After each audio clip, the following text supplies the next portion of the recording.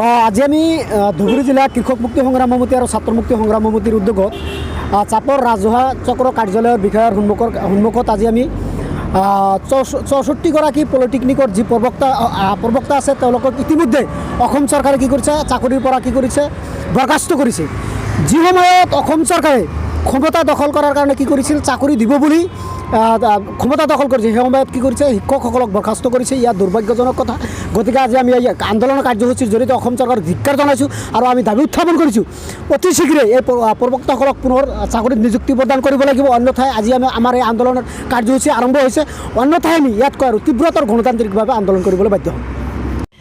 চৰকাৰৰ দ্বাৰা 64গৰাকী যি প্ৰবক্তা আছিল তেওঁলোকে আচলতে চচলত প্ৰতিবাদ কৰি আছিল। সেই সময়তে তেওঁলোকক চৰকাৰে চাকৰিৰ পৰা নিলম্বন কৰে বা বৰখাস্ত কৰে। এই কাৰ্যক আমি প্ৰথমতে ধুবুৰী জিলা ছাত্ৰ মুক্তি সংগ্ৰাম সমিতিয়ে তীব্ৰ গৰিহণা আৰু ধিক্কাৰ জনাইছোঁ। আচলতে এটা চৰকাৰী গাইডলাইন আছে যে এখন কলেজত যদি কলেজখনত 100%ৰ ভিতৰত 90%ই তেওঁলোকে নিয়মীয়া শিক্ষকৰ দ্বাৰা পাঠদান কৰাব লাগিব। 10%হে তেওঁলোকে বেলেগকৈ ল'ব পাৰে। কিন্তু চৰকাৰখনে অদ্ভুত এটা যুক্তি দিছে যে 100%ে তেওঁলোকে ইমান দিনে অনিয়মীয়া শিক্ষকৰ দ্বাৰা তেওঁলোকে পাঠদান চলাই আছে আৰু যাৰ প্ৰতিবাদত তেওঁলোকে চচলত প্ৰতিবাদ কৰিলে আৰু চৰকাৰখনে অবাঞ্ছিতভাৱে তেওঁলোকৰ চাকৰিখিনি বাতিল কৰিলে।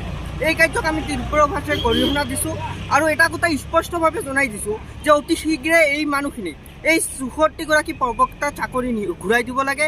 অন্যথায় কিন্তু আমি ধুবুৰী জিলা ছাত্ৰ মুক্তি সংগ্ৰাম সমিতি আৰু কৃষক মুক্তি সংগ্ৰাম সমিতিয়ে প্ৰতিবাদ কাৰ্যসূচী গ্ৰহণ কৰিবলৈ বাধ্য।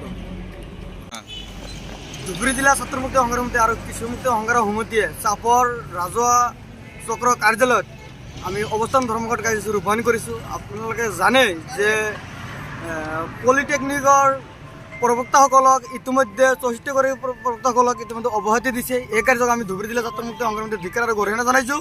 অতি সোনকালে তেওঁলোকক চাকৰিৰ বাবে পুনৰ স্বাস্থ্যৱান দিয়াৰ দাবী জনাইছোঁ। নহ'লে আমি অনেক দিনত আন্দোলন কৰিবলৈ বাধ্য হ'ম।